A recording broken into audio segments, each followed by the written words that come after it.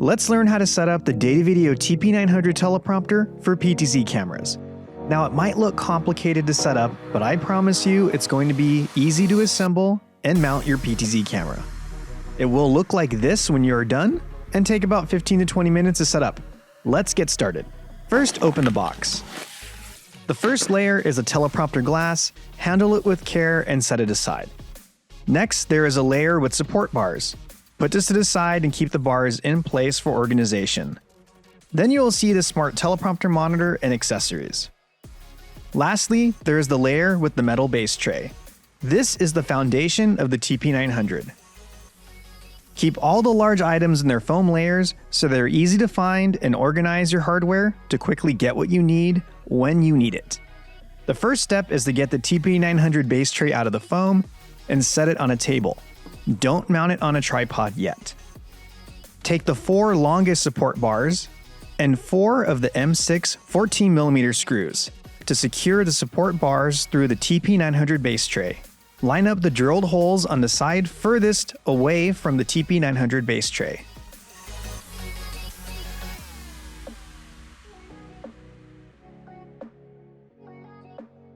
Next, take the 2 support bars with 90-degree joining blocks.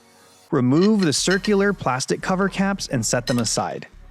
Use 4 of the M6 14mm screws to secure the horizontal support bars to the vertical support bars, and when they are tightened and secure, place the caps back on. Next, grab the 2 glass support bars with single end caps and 4 of the M6 40mm long screws. Use the hex tool and secure them to the vertical support bars. Next, get the remaining pair of support bars, which are for securing the PTZ Lift, and 4 of the M6 40mm long screws. Secure the PTZ support bars to the horizontal support bars. Remove the squared plastic end caps.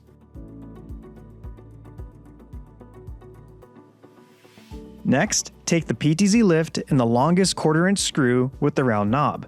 Slide the PTZ Lift into the rails of the PTZ support bars with the adjustment knob facing you. Secure the 1/4-inch screw with the round knob on the right side of the PTZ Lift through the support bar. This will tighten it in place and allow for adjustments later. Then place the black end caps back to keep the PTZ Lift on the rail. Now it's time to mount your tripod plate. Take what we've built of the TP-900 so far and place it on its side. Make sure you have a heavy-duty tripod that can support at least 25 to 30 pounds. Use 2 tripod screws to attach the plate to the bottom of the TP-900 base tray, either using 2 1/4-inch screws, 2 3/8-inch screws, or a combination of both. Carefully lift up the TP-900 and slide it onto your tripod. I did this by myself, but getting someone to help you with this part will make the process much easier, trust me. Next, get the glass support beam and 2 M6 14mm screws. Secure it to the glass support bars and leave them loose, but thread it in with about a 1/4 inch of space. Get someone to help you if you can, because the next part is going to be very delicate. From the rear, very carefully, get the teleprompter glass and use the back of the TP-900 base tray to support the glass, with the green dot facing towards talent and the red dot facing back towards where the camera will be. Then tighten the screws to lock the support beam and the teleprompter glass in place. Now it's time to install the smart teleprompter monitor. Slide the teleprompter monitor into the top of the TP-900 base tray very carefully because the glass is there, with the red dot facing forward towards talent. Take the 1/4-inch knob with the red dot and use it to secure the monitor from the bottom of the TP-900 base tray. Next, it's time to mount your PTZ camera. Lower the PTZ Lift. The 1/4-inch screw with the round knob has a 3/8-inch adapter on it, and if you don't need it for your camera, remove it. This is another part where someone helping you will make the process easier. Flip your PTZ camera upside down and use the 1/4-inch screw to secure it to the PTZ Lift. Now from the side, judge how far your camera is from the teleprompter glass. Carefully slide the camera forward using the PTZ Lift, Make sure the lens will not hit the glass in its pan and tilt motion. You can also lower the camera so that the lens is as close to the center of the glass as possible. Move the camera until the lens is 1 to 2 centimeters away from the teleprompter glass, and can pan and tilt without hitting it.